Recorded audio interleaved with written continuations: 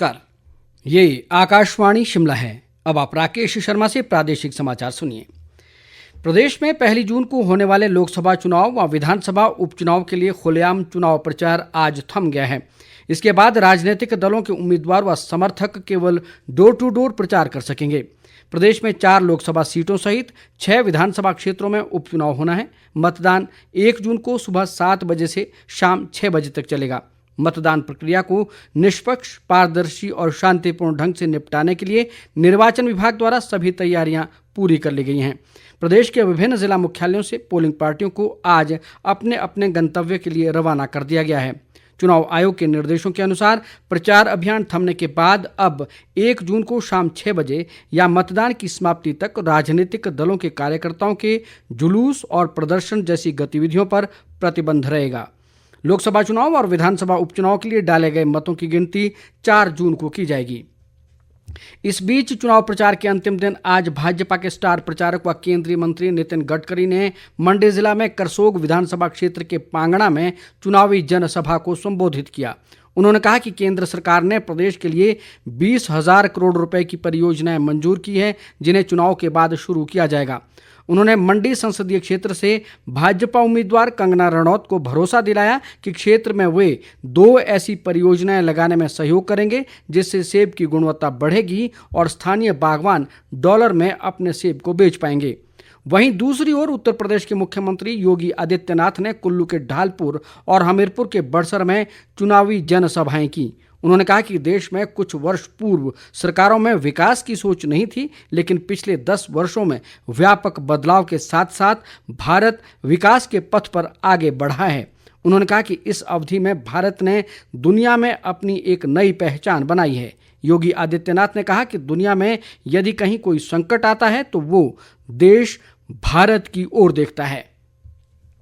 कांग्रेस के वरिष्ठ नेता व मुख्यमंत्री सुखविंदर सिंह सुक्खू ने प्रदेश की जनता से कांग्रेस सरकार की जनहितैषी नीतियों को ध्यान में रखते हुए चुनाव में पार्टी प्रत्याशियों के पक्ष में मतदान की अपील की। ऊना जिला के कुटलैहड़ में आज कई स्थानों पर जनसभाओं में उन्होंने ईमानदार प्रत्याशियों को जिताने का आग्रह किया ताकि विकास कार्यों को गति प्रदान की जा सके।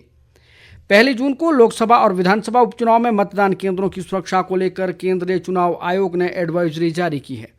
आयोग के मुताबिक मतदान केंद्रों के 100 मीटर के दायरे में धारा 144 लागू रहेगी। 4 या इससे अधिक लोगों के एकत्रित होने पर प्रतिबंध रहेगा।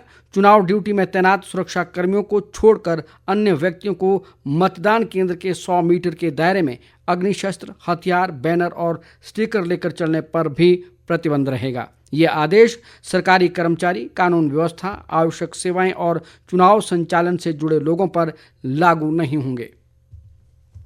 निर्वाचन आयोग ने आगामी लोकसभा चुनाव के मद्देनजर आगामी 3 दिन ड्राई डे घोषित किया है। इस दौरान शराब की बिक्री पर रोक रहेगी। इन 3 दिनों के भीतर यदि कोई दुकानदार इसकी बिक्री करता पाया जाता है तो उसका लाइसेंस रद्द कर दिया जाएगा। इसके अलावा 4 जून को मतगणना वाले दिन भी ड्राई डे रहेगा। आबकारी व कराधान विभाग ने प्रदेश से सटी अन्य राज्यों की सीमाओं को भी पूरी तरह सील कर दिया है। प्रदेश में प्रवेश करने वाले वाहनों पर पैनी नजर रखी जाएगी। चुनावी ड्यूटी के दौरान अन्य राज्यों से आए पुलिस कर्मियों सहित पैरामेडिकल फोर्स के जवान भी फ्लैग मार्च कर रहे हैं और हर एक संदिग्ध गतिविधि पर नजर रखी जा रही है।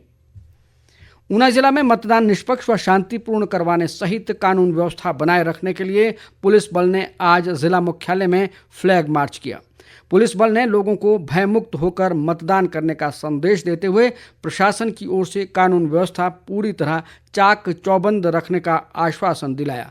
इस अवसर पर जिला निर्वाचन अधिकारी व उपायुक्त जतिन लाल ने कहा कि फ्लैग मार्च उन लोगों के लिए कड़ी चेतावनी है जो शांतिपूर्ण माहौल को बिगाड़ने की कोशिश में रहते हैं।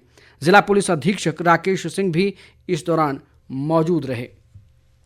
प्रदेश में भीषण गर्मी के बढ़ते प्रकोप के बीच वनों में आग की घटनाएं लगातार सामने आ रही हैं। इन घटनाओं में वन संपदा को भारी नुकसान हुआ है। इधर राजधानी शिमला के साथ लगते तारादेवी और समरहिल के वनों में भी आग लगने की घटना के कारण शिमला कालका रेल मार्ग पर चलने वाली सभी ट्रेनों की आवाजाही पूरी तरह से बंद कर दी गई है।